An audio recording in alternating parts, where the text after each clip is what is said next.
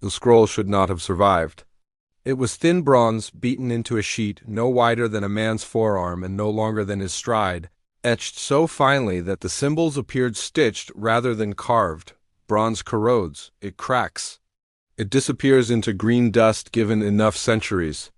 Yet this one endured, buried in dry soil beneath a collapsed structure whose stones had fused with time. When it was uncovered, the first assumption was ceremonial. Bronze scrolls were rare but not unheard of, used for oaths, laws, dedications meant to outlast papyrus and skin. This one, however, carried no invocation to gods, no king's name, no date. Its opening lines were abrupt, functional, almost impatient.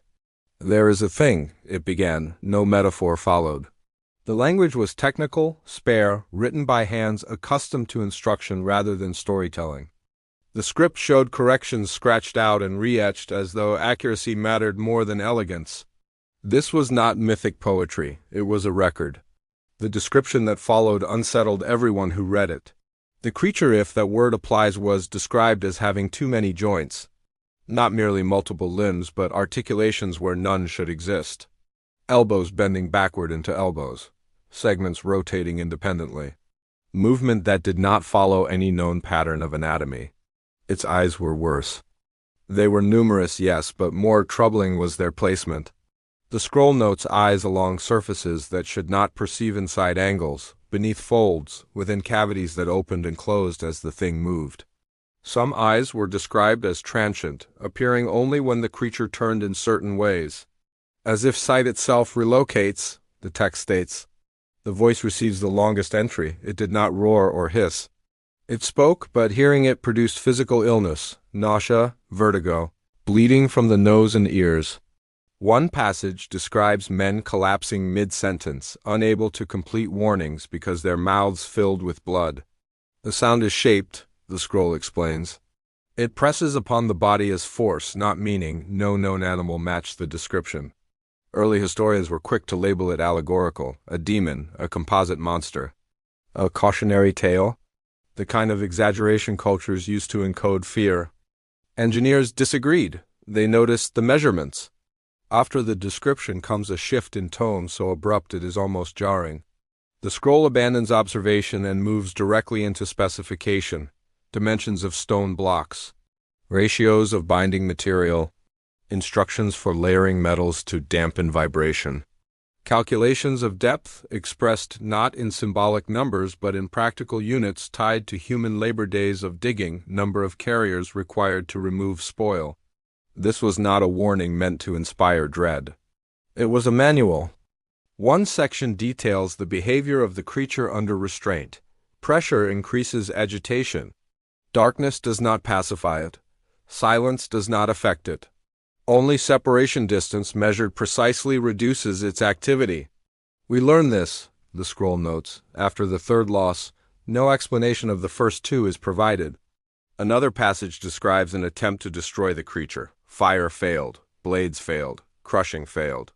The creature adapted to force not by resisting it, but by reconfiguring itself around it. Joints redistributed. Eyes withdrew from threatened surfaces and emerged elsewhere. The voice intensified, not in volume but in density. At a certain proximity, the text states, the sound becomes structural. Historians lingered on that phrase, arguing metaphor. Engineers underlined it. The scroll describes the ceiling. It was not a prison in the traditional sense. There are no bars, no doors.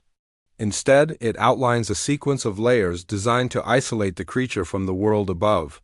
Stone, metal, packed earth. Each layer serves a different purpose: mass, resonance dampening, obstruction of movement. The order matters. One annotation warns against reversing two layers, noting that incorrect sequencing allowed awareness to travel upward. What that meant is left unexplained. The depth is specified with alarming precision.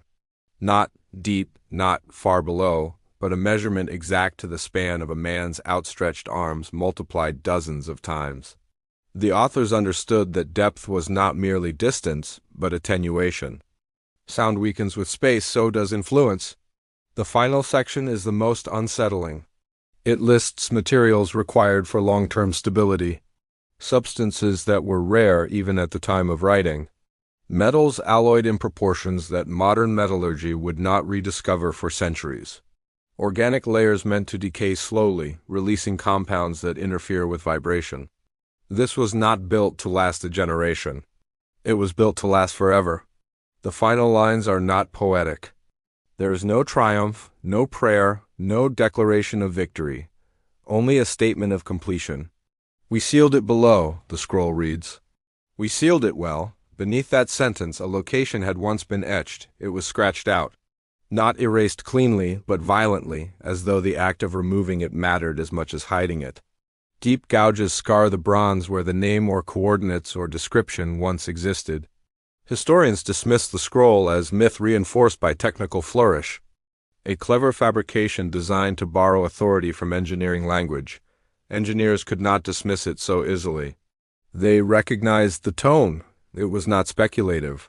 It was post-event.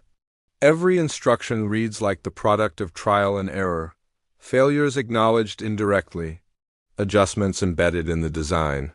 This was written by people who had already survived an encounter and did not intend to repeat it. Modern analysis of the scroll revealed something else. The wear pattern suggests it was consulted repeatedly, folded and unfolded, carried, referenced under stress. This was not a ceremonial object buried for posterity. It was used. Some scholars proposed the creature was never real, that the scroll described a concept, a danger abstracted into form. Others asked why abstract dangers require exact depths. In recent years, the scroll has attracted attention from fields beyond history. Structural engineers note that the described layering would, in fact, suppress certain low-frequency vibrations exceptionally well. Acousticians point out that the specified materials would distort sound in ways not formally understood until the modern era. Geologists remark that the chosen depth corresponds to strata unusually stable over millennia, as if the authors knew the Earth or had learned by watching it fail. The scroll remains in controlled storage. No public display. Those granted access report an odd sensation when reading it too closely, a pressure behind the eyes, a faint ringing. Symptoms dismissed as fatigue except that they recur at the same passages for different readers across decades. Always near the description of the voice. No expedition has been authorized to search for the sealed site. Officially, there is no site to search for. Unofficially, some engineers have noted that several ancient structures around the world follow similar layering principles, though none match the scroll exactly. Foundations deeper than necessary, materials chosen seemingly at random, or chosen with something specific in mind. The bronze scroll does not claim the creature is dead. It never uses the word destroyed. It speaks only of containment, of isolation, of buying time. And perhaps that is why it remains unsettling, not because of what it describes, but because of what it assumes. That the world above would continue, that memory would fade, that someone, someday, might find the record and mistake it for myth. The authors did not beg to be believed. They did not expect understanding. They only left instructions, and trusted that whoever read them would recognize the difference between a story meant to frighten and a warning written by those who had already paid the price for learning what should never be unearthed again.